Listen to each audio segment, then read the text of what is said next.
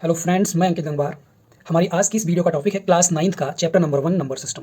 और इस number system chapter में संख्या पद्धति का आज हम इंट्रोडक्शन करने वाले हैं। तो हमारी आज की इस वीडियो में आज की जो वीडियो है, जो भी स्टूडेंट अभी 9th क्लास में नए नए आए हैं उन सभी के लिए बेहद इंपॉर्टेंट है, क्योंकि आज की इस वीडियो में हम संख्या पद्धति का पूरा बेसिक नॉलेज जो हमें इस चैप्टर में आगे जाकर मदद करेगा वो हम इसमें सीखेंगे और जानेंगे क्या होता है नंबर सिस्टम। ठीक है, तो इस वीडियो शुरू करने से पहले मैं आप सभी से एक बार गुजारिश करना चाहूँगा कि आप लोग मेरा जो चैनल एजुकेशन पॉइंट है इसको आप सब्सक्राइब कर लें। साथ ही इस वीडियो का लिंक आप अपने सभी दोस्तों में, अपने सहपाठियों में वितरित करें, सभी को बताएं, ताकि हमें भी थोड़ा प्रोत्साहन मिले। और इसके साथ ही मैं आपको बताना चाहूँगा कि आज से मैं अपने चैनल एजुकेशन पॉइंट पे हमारा जो 9th क्लास का मैथ का बुक है उसका पूरा सोल्यूशन डे बाई डे में वीडियोस बना के अपलोड करता रहूँगा। उसमें जैसे आज हमारा इंट्रोडक्शन है तो कल मैं इंट्रोडक्शन के बाद इसका एक्सरसाइज 1.1 करवाऊंगा, फिर एक्सरसाइज 1.2, 1.3, इस तरीके से क्या होगा, डे बाई डे इसमें वीडियोस को अपलोड किया जाएगा। जितना पॉसिबल होगा उतना जल्दी वीडियोस को लाने की कोशिश की जाएगी। तो आप सभी एक बार चैनल को सब्सक्राइब कर लें, साथ ही उसका जो बेल आइकन होता है उसे प्रेस कर लें, ताकि जैसे ही वीडियो अपलोड होगी उसकी जानकारी आपको मिल जाए। तो शुरुआत करते हैं हमारा पहला चैप्टर नंबर सिस्टम। तो देखो, सबसे पहले हम जानते हैं संख्या पद्धति होती क्या है, नंबर सिस्टम किसे कहते हैं। आपने देखा होगा हमारे पास हर एक चीज़ का अपना अध्ययन करने का तरीका होता है, हर एक चीज़ में कुछ ना कुछ पद्धतियाँ यूज़ होती हैं। तो ऐसे ही हमारे पास गणित जो विषय है इसके अध्ययन में क्या होती है, पद्धति यूज़ होती है। उन्हें हम क्या कहते हैं, नंबर सिस्टम कहते हैं। नंबर सिस्टम इसका बेसिकली देखा जाए संख्या पद्धति, अंकों को लिखने की एक मेथड होती है। संख्याओं को लिखने की जो विधियाँ होती हैं उनको हम सिंपल अगर शब्दों में बोले तो संख्या पद्धति बोल सकते हैं। ठीक है, तो नंबर सिस्टम क्या होता है, नंबर सिस्टम वास्तव में देखा जाएगा साधारण शब्दों में बोले तो संख्या लिखने की क्या होती है, विधियाँ होती है। ठीक है, जो संख्या लिखने की विधि होती है उसे ही क्या बोलते हैं, नंबर सिस्टम बोलते हैं। अभी जो नंबर सिस्टम है या जो संख्या पद्धतियाँ बहुत प्रकार की होती हैं, जैसे बाइनरी नंबर प्रणाली है, आपने सुना होगा। आप सभी 8वीं क्लास पास करके आए तो आपने सुना होगा हमारा जो बाइनरी नंबर प्रणाली होती है जिसमें 0 और 1 2 अंक होते हैं। ठीक है, ऐसी हमारे पास एक दशमलव संख्या प्रणाली होती है जिसका प्रयोग हम लोग गणित में करते हैं। ठीक है, तो एक्चुअल में हमारा नंबर सिस्टम है जो संख्या पद्धति है, इसमें विभेद कैसे होता है। तो अगर आपको मैं इस बारे में बताऊं तो इसमें देखो सीधी सी बात है, जो हमारा संख्या पद्धति होता है उसमें प्रयोग अंकों के आधार पे, प्रयोग अंकों की संख्या के आधार पर विभेदित की जा सकती है। ठीक है, प्रयोग अंकों की संख्या के आधार पर इसको हम क्या कर सकते हैं, विभेदित कर सकते हैं। अर्थात जैसे आपने सुना होगा जो बाइनरी अंक प्रणाली होती है, बाइनरी नंबर सिस्टम, इसमें केवल 2 अंकों का प्रयोग किया जाता है, एक 0 का और एक 1 का। ठीक है, इसलिए इसे क्या बोलते हैं, बाइनरी अंक प्रणाली बोलते हैं। कंप्यूटर या जो डिजिटल भाषा होती है उसमें इसका बहुत ज़्यादा प्रयोग होता है। वहीं जो अंक प्रणाली नॉर्मल मैथ में यूज़ करते हैं उसको बोलते हैं दशमलव अंक प्रणाली। क्या बोलते हैं उसको हम, उसे बोलते हैं दशमलव अंक प्रणाली। और इस दशमलव अंक प्रणाली में टोटल 10 अंकों का प्रयोग होता है। जी हाँ, डिजिट की मैं बात कर रहा हूँ। ठीक है, एक बात आप लोग पहले मैं बता देना चाहता हूँ आपको, संख्याओं में और अंकों में अंतर होता है। ठीक है, अंक जिसे हम डिजिट बोलते हैं इंग्लिश में, और संख्याएं जो नंबर होती हैं दोनों अलग अलग हैं। ठीक है, तो अगर कभी भी पूछा जाएगा आपसे मैथ में कि आप कितने अंकों का प्रयोग करते हैं, तो हमारा जो अंकों जो दशमलव प्रणाली है, दशमलव अंक प्रणाली है, इसमें टोटल 10 अंकों का प्रयोग किया जाता है। कितने अंक प्रयोग किए जाते हैं, कुल 10 अंक प्रयोग किए जाते हैं। ठीक है, कितने अंक प्रयोग किए जाते हैं, 10। देख सकते हैं आप, 0 1 2 3 4 5 6 7 8 और 9, ये टोटल हमारे 10 अंक हैं जिनका प्रयोग दशमलव अंक प्रणाली में होता है। ठीक है, तो अब वो बात करते हैं संख्याएं क्या होती हैं। अंक आपने देख लिया, अंक क्या होता है। ठीक है, 0 से लेकर जो 9 तक की संख्याएं हैं इन्हें ही हम क्या बोलते हैं, अंक बोलते हैं। ठीक है, टोटल 10 होते हैं ये काउंटिंग में, और ये हमारा दशमलव अंक प्रणाली का बेस होते हैं। ठीक है, अब हम बात करते हैं संख्याएं क्या होती हैं। ठीक है, तो संख्याएं क्या होता है, ये जो अंक होते हैं, ठीक है, अंक व 2 या अधिक अंकों का जो कॉम्बिनेशन है, क्या बोला जा रहा है, अंक या 2 या अधिक अंकों का संग्रह या कॉम्बिनेशन जिसको हम बोलेंगे। ठीक है, उसे ही हम क्या बोल सकते हैं, संख्याएं बोल सकते हैं। फॉर एग्जांपल अगर मैं बोलूं तो आप सभी जानते हैं संख्याएं क्या होती है, जैसे 11 0 9 18 20 111 125 1000 3059 4000, ये सब हमारे क्या होते हैं, अंक होते हैं। ठीक है, यानी कि जब 2 या 2 से अधिक अंक आपस में एक साथ ले लिए जाएं तो उसे हम क्या बोल सकते हैं, उसे हम संख्या बोल देते हैं। ठीक है, तो ये हमारे पास संख्याएं हो गई। अब इसमें हमारे पास मेन चीज़ आती है जो संख्याओं का बेस है। अब हम क्या करेंगे, जो हमारे चैप्टर जिसको हम पढ़ने जा रहे हैं जिसका नाम है संख्या प्रणाली, नंबर सिस्टम, तो इसमें जो प्रयोग होने वाली संख्याएं हम सबसे पहले उसका वर्गीकरण कर लेते हैं। ठीक है, तो अब जरा थोड़ा ध्यान दीजिए आप लोग, संख्याएं कितने प्रकार की होती हैं। ठीक है, तो देखो मुख्यतः अगर देखा जाए तो संख्याओं को हम केवल 2 भागों में बांट सकते हैं। पहली आती है वास्तविक संख्या, पहली होती है वास्तविक संख्या और दूसरी होती है अवास्तविक संख्या। ठीक है, देखो सबसे पहले मैं आपको ना फ्लो चार्ट से समझाता हूँ, एक चार्ट बनाता हूँ, उसमें मैं संख्या के सभी प्रकार बांट देता हूँ। ठीक है, इससे क्या होगा, आपको समझने में थोड़ी आसानी होगी। ठीक है, तो पहले आप देख सकते हैं एक हमारे पास होती है वास्तविक संख्या और एक होती है अवास्तविक संख्या। ठीक है,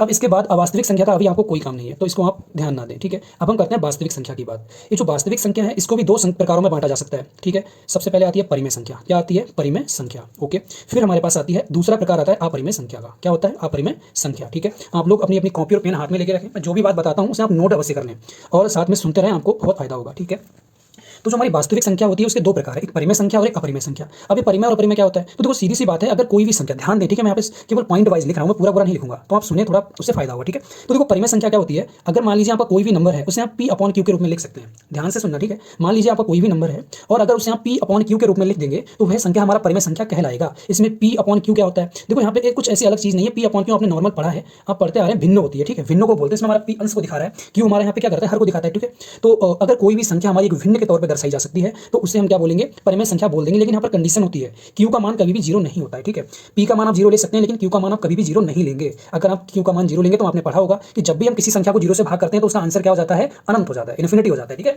तो इस वजह से कभी भी क्या होता है, Q से किसी भी संख्या को भाग नहीं किया जाता, इसलिए कभी भी हमारा अंश पे, हर पे Q नहीं होना चाहिए। ठीक है, ये हो गया हमारा परिमेय संख्या का पहला पॉइंट। ठीक है, दूसरा पॉइंट देख लीजिए, परिमेय संख्या क्या होती है हमारी, पॉजिटिव भी होती है मतलब धनात्मक भी होती है, ऋणात्मक भी होती है, और शून्य भी एक परिमेय संख्या है। ठीक है, जो शून्य है वो स्वयं में एक परिमेय संख्या होती है। एक प्लस वाली भी होती है, माइनस भी हो सकती है मतलब ऋणात्मक भी हो सकती है, और जीरो भी हो सकती है। प्लस और माइनस की बात अभी हम आगे करेंगे। और इसमें हमारे पास अगर हम बात करें तो भिन्नात्मक भी होती है। क्या होती है, भिन्नात्मक भी हो सकती है, अर्थात भिन्नों के रूप में हो सकती है।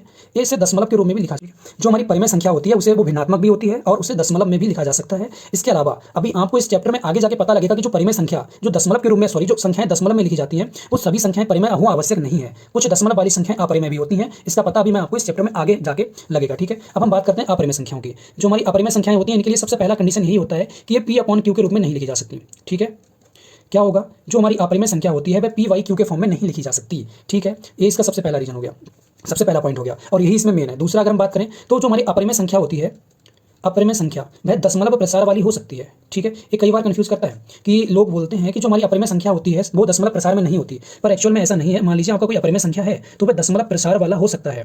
ठीक है, दशमलव प्रसार वाला हो सकता है। ठीक है, और अगर हम बात करते हैं इनके एग्जाम्पल्स की तो देखो परिमेय संख्या के तो बहुत सारे एग्जाम्पल हैं। 1, 2, 11/12 लिख लीजिए आप, 3 लिख दीजिए, 4 लिख दीजिए, 5 लिख लीजिए, 6, ये सभी संख्याएं परिमेय संख्याओं के एग्जाम्पल होती है। ठीक है, वहीं अगर हम बात करते हैं अपरिमेय संख्याओं के एग्जाम्पल की तो उसमें √3, √5, ठीक है, 1.10101100 डैश डैश डैश। ठीक है, तो इस तरीके की संख्याएं क्या होती है, हमारी अपरिमेय संख्याएं होती हैं। तो अब देखो आपने इतना सीख लिया परिमेय संख्या क्या होती है, अपरिमेय संख्या क्या होती है। मैं उम्मीद करता हूं कि आपको समझ में आ रहा होगा। अगर नहीं आ रहा है तो आप लोग वीडियो को एक बार रिवाइंड करके फिर देख सकते हैं। ठीक है, अब फिलहाल हम आगे बढ़ते हैं। हमारा अगला टॉपिक है परिमेय संख्याओं के प्रकार। ठीक है, हमने देखा अभी क्या संख्या कितने प्रकार की होती है, वास्तविक और अवास्तविक। ठीक है, वास्तविक संख्या भी हमारी दो प्रकार से बांटी जा सकती है, परिमेय संख्याएं और अपरिमेय संख्याएं। परिमेय संख्या क्या होती है, जिनको हम P/Q यानी कि अंश अपॉन हर के रूप में दिखा सकते हैं। यहाँ पे Q हमारा कभी भी जीरो नहीं होगा।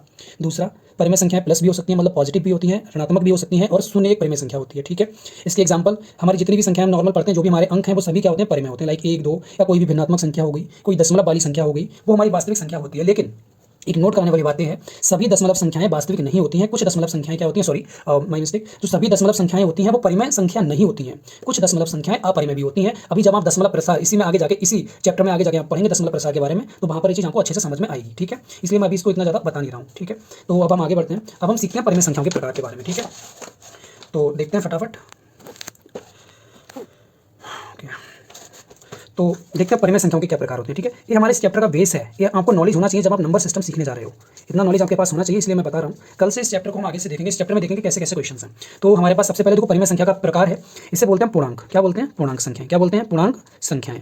और इनका जो प्रतीक होता है नॉर्मली इसको हम Z से या I के माध्यम से दिखा सकते हैं। ठीक है, Z या I के माध्यम से दिखा सकते हैं, और ये होते हैं हमारे पूर्णांक संख्याएं। नाम से ही पता लगता है पूर्णांक। पूर्णांक का मतलब क्या हुआ, पूरा अंक। अर्थात एग्जाम्पल आप देख सकते हैं, जैसे 1 हो गया, 2 हो गया, 3 हो गया, 4 हो गया, 5 हो गया, 6, 7, 11, 20, 55, 58 etc। ठीक है, तो इस तरीके के जो पूरे पूरे अंक होते हैं वही हमारे क्या कहलाते हैं, पूर्णांक संख्याएं कहलाती हैं। अर्थात ऐसी संख्याएं जो पूरी हों खुद में, इनमें दशमलव नहीं होना चाहिए, भिन्नात्मक नहीं होनी चाहिए, तो इनको हम क्या बोलते हैं, पूर्णांक बोल देते हैं। अभी जो पूर्णांक भी होते हैं दो प्रकार के होते हैं। पूर्णांक भी कितने प्रकार के हैं, ये पूर्णांक या जो पूर्ण संख्याएं हैं, सॉरी पूर्णांक जो संख्याएं हैं ये भी क्या होते हैं, दो प्रकार के होते हैं। एक हमारे पास होते हैं धनात्मक और दूसरे होते हैं ऋणात्मक। ठीक है, पॉजिटिव वाले और माइनस वाले। तो पॉजिटिव और माइनस में देखो ऐसा कोई अंतर नहीं होता है। पॉजिटिव संख्याएं वो होती हैं जो हमारे पास शून्य से बड़ी होती है। ठीक है, जो भी नंबर क्या होगा, जो भी हमारा पूर्णांक क्या होगा, शून्य से बड़ा होगा, वो हमारा क्या कहलाएगा, धनात्मक कहलाएगा। और जो भी हमारा शून्य से क्या होता है, छोटा होता है, ठीक है, वो हमारा कौन सा वाला होता है, ऋणात्मक कहलाता है। ठीक है, जिनके आगे, फिर सीधी सी बात है, जिनके आगे माइनस का चिन्ह लग जाता है, जिस भी संख्या के आगे माइनस का चिन्ह लग जाएगा वो हमारा ऋणात्मक संख्या कहलाएगी। और जिसमें कोई भी चिन्ह नहीं होगा, जैसे मैंने लिखी हुई है, ये सब हमारे क्या है, पॉजिटिव पूर्णांक हैं, और ये वाले सभी क्या है, ऋणात्मक पूर्णांक हैं। ठीक है, अब हमारे पास दूसरा प्रकार आता है, ये हमारा पहला प्रकार हो गया। दूसरा प्रकार हमारा आता है पूर्णांक संख्याओं के बाद हम सीखते हैं पूर्ण संख्या, सॉरी पहले पूर्ण, पहले पूर्ण देख लेते हैं। हाँ ठीक है, पूर्ण देख लेते हैं, कोई नहीं। देखो पूर्ण संख्याएं, पूर्ण संख्याएं इनको क्या करते हैं, इनका जो प्रतीक है W है। ठीक है, इनको W से दिखाते हैं। और पूर्ण संख्याएं क्या होती हैं, देखो सबसे पहले इसके पॉइंट मैं बताता हूँ, फिर मैं आपको इसके एग्जांपल दूंगा। पूर्ण संख्याएं क्या होते हैं, सबसे पहले देख लीजिए हमारे 0 से 0, 1, 2, 3, 4, ये सभी क्या होती हैं, पूर्ण संख्याएं होती हैं। अभी आपने देखा पूर्णांक हमारा 1, 2, 3, 4, 5, 6 इस तरीके से था। सॉरी मैं इसमें 0 लिखना भूल गया था। ठीक है, ऐसे हमारे पास पूर्ण संख्याएं क्या होती हैं, 0, 1, 2, 3, 4 and dash dash dash so on. ठीक है, तो ये हमारी पूर्ण संख्याएं होती हैं। अब इसमें आप एक चीज़ नोट करेंगे, जो हमारे पास जो पूर्ण संख्याएं होती हैं वह कभी भी क्या होती है, ऋणात्मक नहीं होती हैं। ठीक है, जितनी भी पूर्ण संख्याएं होंगी वो सभी की सभी क्या होंगी, धनात्मक होंगी, और 0 से शुरू होती है। ठीक है, सबसे मेन पॉइंट कई बार पूछा जाता है, पूर्ण संख्या जो सबसे छोटी है वह 0। ठीक है, अब हम तीसरी बात करते हैं प्राकृतिक संख्याओं की। अब हम किसकी बात करने जा रहे हैं, प्राकृतिक संख्या। ये प्राकृतिक संख्या आपके लिए बहुत इंपॉर्टेंट है जानना। ठीक है, क्योंकि आपका बहुत काम आने वाला है। जो हमारी प्राकृतिक संख्याएं होती हैं, सबसे पहले ध्यान दें, सभी पूर्ण संख्याएं, ठीक है, मैं जो लिख रहा हूं पहले उसको आप जरा पढ़ें। क्या लिख रहा हूं मैं, सभी पूर्ण संख्याएं क्या होती हैं, प्राकृतिक संख्याएं होती हैं। ठीक है, सभी पूर्ण संख्याएं प्राकृतिक संख्याएं होती हैं, 0 को छोड़कर। ठीक है, ध्यान देना मैंने क्या लिखा है, जितनी भी पूर्ण संख्याएं होंगी वो सभी प्राकृतिक संख्याएं होंगी केवल जीरो को छोड़कर। यानी कि अर्थात क्या हो जाएगा, अगर मैं प्राकृतिक संख्याओं की बात करता हूं तो 1 से शुरू होती है, 1 2 3 4 और आगे की जितनी भी हमारी प्राकृतिक संख्याएं जो पॉजिटिव हैं, धनात्मक हैं, जीरो से बड़ी हैं, वो सभी प्राकृतिक संख्याएं होंगी। और दूसरा मैंने क्या लिखा, ये क्या होती हैं, पूर्ण संख्याएं होती हैं, यानी कि पूरे पूरे अंक होंगे। जो प्राकृतिक संख्याएं होती हैं वो भिन्नात्मक नहीं होती, प्राकृतिक संख्याएं दशमलव में नहीं होती, ये पूर्णांक होते हैं, पूरे पूरे अंक होते हैं, जैसे 1 2 3 4, और ये क्या होते हैं, जीरो से बड़े होते हैं। यहाँ पर मैं नोट अलग से लिखवाना चाहता हूँ, कई बार बच्चों को कन्फ्यूजन होती है। जीरो ये क्या होती है, पूर्ण संख्या है। जीरो क्या है, जीरो एक पूर्ण संख्या है, ना कि प्राकृतिक। ठीक है, जीरो जो होता है वह एक पूर्ण संख्या होती है, ना कि प्राकृतिक संख्या। ठीक है, सबसे छोटी जो प्राकृतिक संख्या होती है, एग्जाम में कई बार 1 नंबर में पूछ लिया जाता है, सबसे छोटी प्राकृतिक संख्या 1 होती है। ठीक है, अब इसके आगे देखते हैं। अब देखो जो हमारी प्राकृतिक संख्याएं होती हैं, यहाँ से हमारी 3 चीजें निकल के आती हैं। पहली आती है सम संख्या, दूसरी आती है विषम संख्या, और तीसरी आती है 4 प्रकार की संख्या निकल के आती हैं। एक हमारे पास, और चौथा प्रकार होता है हमारा भाज्य संख्या का। चौथा प्रकार क्या होती है, भाज्य संख्या होती है। ठीक है, प्राकृतिक संख्या 4 प्रकार की होती है, सम संख्या, विषम संख्या, अभाज्य संख्या और भाज्य संख्या। सम संख्या क्या होती है, जो 2 से विभाजित हो जाती है। ठीक है, जिस भी संख्या में 2 से भाग चला जाएगा वो क्या कहलाती है, सम संख्या कहलाती है। फॉर एग्जाम्पल 2 4 6 8 10 12 14 और 16, या सीधी सी बात है, कोई भी नंबर अगर 2 4 6 8 और 0 पे खत्म होगा तो वह क्या कहलाएगा, हमारा सम संख्या कहलाएगा। विषम संख्या क्या होता है, विषम संख्या जिसमें 2 से भाग ना जाए, जिसमें 2 से भाग ना हो, उसे हम क्या बोलते हैं, विषम संख्या बोल देते हैं। और इसके एग्जाम्पल क्या हो सकते हैं, देखो कोई भी नंबर अगर हमारा 1 3 5 7 और 9 से अगर समाप्त होता है, यानी कि अगर नंबर के लास्ट में इकाई अंक पे 1 3 5 7 और 9 आता है तो उसे हम क्या बोलते हैं, विषम संख्या बोलते हैं। अब हमारे पास कॉन्सेप्ट आता है अभाज्य संख्या का और भाज्य संख्या का। ठीक है, मैं इधर लिख देता हूँ अभाज्य संख्या को, तो जरा इसे देखिए, यहाँ पे हमारे पास आज का लास्ट टॉपिक है भाज्य संख्या और अभाज्य संख्या। ठीक है, तो देखो भाज्य संख्याएं क्या होती हैं। भाज्य संख्याएं वह संख्याओं को बोलते हैं जिनमें क्या होता है, जिसमें 1 स्वयं के अलावा किसी तीसरी संख्या से भी क्या हो जाए, भाग चल जाए। ठीक है, 1 और स्वयं के अलावा किसी अन्य संख्या से भाग हो जाए, किसी अन्य संख्या से भाग हो जाए, उसे हम क्या बोलते हैं, भाज्य संख्या बोल देते हैं। और अभाज्य क्या होती है, जिसमें स्वयं 1 व स्वयं के अलावा। तो गाइस अभाज्य संख्याएं वो होती हैं जिसमें 1 व स्वयं से क्या होता है, केवल भाग जाता है। मतलब अभी मैं बताता हूँ एग्जाम्पल के थ्रू आपको। ठीक है, देखो सबसे पहले हम समझते हैं भाज्य संख्याओं के बारे में। मान लीजिए मैंने यहाँ पे एग्जाम्पल लिखा 4। ठीक है, 4 क्या होती है, एक भाज्य संख्या होती है। तो आप समझिए इसे, 4 को मैं अगर 1 से भाग करता हूँ तो 4 बार भाग जाएगा। अगर मैं 4 को 4 से भाग करूँ तो भी भाग चल जाएगा। ठीक है, अब अगर मैं 4 को क्या करता हूँ, 2 से भाग करता हूँ तो 4 को 2 से भाग हो जाती है। ठीक है, अर्थात हम आप यहाँ पर देखेंगे जो 4 मैंने एग्जांपल आपको बताई है 4, ठीक है, ये 1 से भी डिवाइड होती है, एक खुद से भी डिवाइड हो जाती है। इन दोनों के अलावा एक तीसरी संख्या भी एग्जिस्ट करती है, एक तीसरा पूर्ण अंक भी एग्जिस्ट करता है, पाया जाता है, एग्जिस्ट करता है, जिससे क्या हो जाती है, डिवाइड हो जाती है। ठीक है, तो कोई भी नंबर जिसमें जो स्वयं और 1 के अलावा किसी तीसरे नंबर से भी क्या हो जाए, भाग चल जाए, उसे हम क्या बोल देते हैं, भाज्य संख्या बोल देते हैं। ठीक है, अब आप यहाँ पर एग्जाम्पल में समझिए। पहली बात तो आपको मैं यहाँ पर एक संख्या लिखता हूँ 2। ठीक है, ये जो 2 है खुद में एक अभाज्य संख्या है। ठीक है, कई बार कन्फ्यूजन क्रिएट करती है, आप याद रखना। जो संख्या 2 मैंने यहाँ पे एग्जाम्पल में लिखा है, ठीक है, नोट कर लीजिए, ये सबसे छोटी क्या होती है, अभाज्य संख्या होती है। ठीक है, पहला पॉइंट। 2 क्या होती है, सबसे छोटी अभाज्य संख्या है, और 2 ही एकमात्र सम अभाज्य संख्या है। ठीक है, मैं आगे लिख भी देता हूँ, जो संख्या 2 है ये सम संख्या भी है और अभाज्य संख्या भी है और इकलौती है। इसके अलावा कोई भी सम इवन नंबर क्या होता है, वो हमारा प्राइम नंबर नहीं होता है, सिवाय 2 के। ठीक है, तो बहुत इंपॉर्टेंट है। अब आप समझिए 2 ए अभाज्य संख्या कैसे है। अब जैसे मान लीजिए मैंने क्या बोला, अभाज्य संख्याएं क्या होती हैं, जिनमें हम केवल 1 से भाग कर सकते हैं और स्वयं से कर सकते हैं। तो आप यहाँ पर देखते हो कि मैंने 1 से मैंने 2 को भाग किया, भाग चला गया, 2 को मैंने 2 से भाग किया तो भाग चला गया। लेकिन इसके अलावा, इन दोनों संख्याओं के अलावा, 1 और 2 के अलावा कोई तीसरा नंबर ऐसा नहीं है जिससे मैं इस 2 को भाग दे सकूं। ठीक है, तो यही रीज़न है कि हमारा जो 2 क्या होता है, एक अभाज्य संख्या होती है। ठीक है, उसकी डेफिनेशन के हिसाब से। इसके अलावा अगर मैं बात करूं तो 3 5 7 ये अभाज्य संख्याएं हैं, 11 अभाज्य संख्या है, 13 अभाज्य संख्या है, 17 है, इसी तरीके से बहुत सारी अभाज्य संख्याएं हैं। ठीक है, वहीं अगर मैं बात करता हूँ भाज्य संख्याओं में तो 4 हो गया, ठीक है, 6 हो गया, 8 हो गया, 9 हो गया, 12 हो गया, 15 हो गया, ये सब क्या होती हैं, भाज्य संख्याएं होती हैं। आपकी नज़र एक बार 9 पर जरूर गई होगी। 9 क्या होती है, भाज्य संख्या होती है। क्यों होती है, क्योंकि 9 में देखो 1 से भी भाग चला जाता है, 9 में 9 से भी भाग चला जाता है। इसके अलावा 9 को हम 3 से भी भाग कर सकते हैं। ठीक इसी प्रकार से 15 को देख लीजिए, आप 1 से भी भाग कर सकते हैं, आप इसको 3 से भी कर सकते हैं, 5 से भी कर सकते हैं और खुद 15 से भी डिवाइड हो जाती है। तो यानी कि यहाँ पर एक खुद के अलावा और एक के अलावा 2 संख्याएं और ऐसी हैं जिनसे 15 में भाग चल जाता है। इसी वजह से ये हमारा भाज्य संख्या कहलाता है।